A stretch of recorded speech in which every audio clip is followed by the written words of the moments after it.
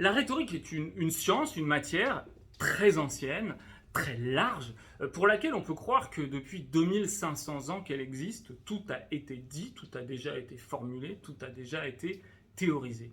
Et pourtant, il y a eu des évolutions dans ce qu'est la rhétorique. D'abord parce que les sociétés changent et que donc les personnes qu'on essaye de convaincre changent. Il faut nécessairement changer les manières de les convaincre. Et puis il y a des découvertes qui sont faites avec le temps, qui viennent pas nécessairement révolutionner la rhétorique, mais qui viennent apporter touche par touche des éléments supplémentaires qui permettent de préciser, ou en tous les cas d'améliorer la manière dont on vient de convaincre.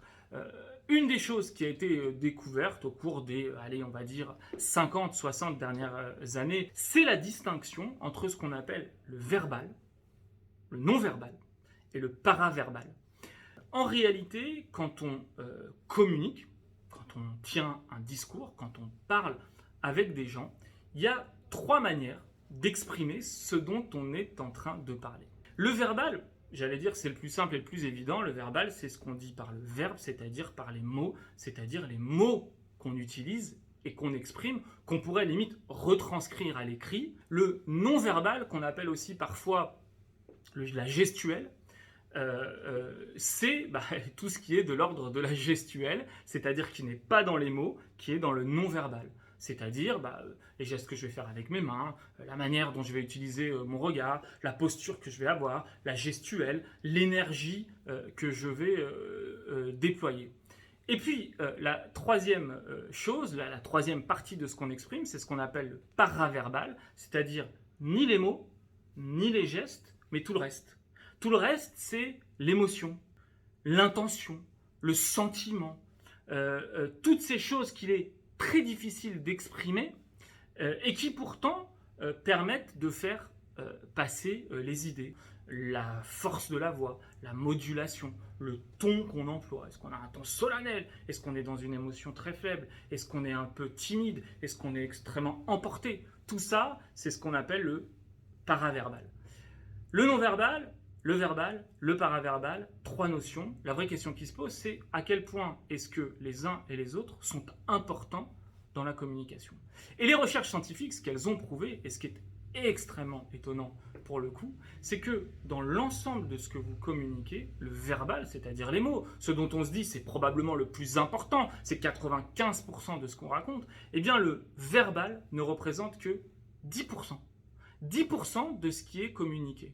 C'est-à-dire que quand vous exprimez des choses, 90% de ce qui est communiqué passe en réalité par le non-verbal et par le paraverbal. Alors il y a des débats, vous savez, comme toujours sur les pourcentages. Est-ce que c'est 60% le paraverbal, 30% le non-verbal, 10% le verbal? En tous les cas, ce qui est certain, c'est que de manière très majoritaire, c'est le paraverbal, c'est-à-dire l'émotion, l'intonation, la voix.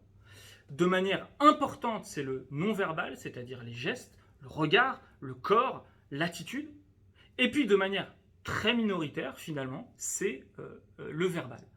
Et ça, c'est extrêmement important, et c'est aujourd'hui très ancré dans les questions de rhétorique, parce que une fois qu'on a compris cela, nécessairement, quand on veut communiquer efficacement, quand on veut réussir à convaincre les gens, quand on veut réussir à les faire adhérer aux idées qu'on essaye de leur communiquer, on doit mettre l'accent sur ce qui fonctionne.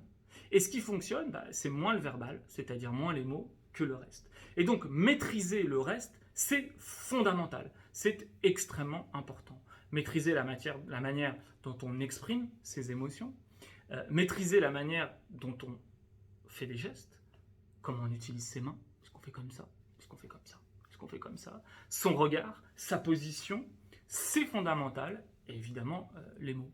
On s'en rend compte, par exemple, quand on parle en charabia, vous savez. Si je vous dis, ah non, mais alors attendez, mais quand même, est-ce qu'on doit enfin, eh bien, on comprend tout de suite l'émotion que j'ai. Je suis emporté, je ne suis pas d'accord, j'ai envie de m'opposer, je suis outré, je suis dans l'indignation.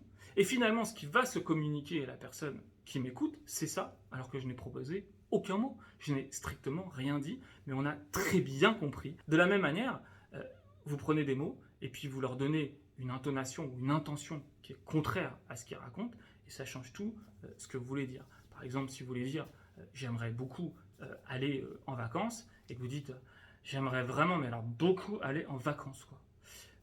Ou au contraire, vraiment j'adore cette personne,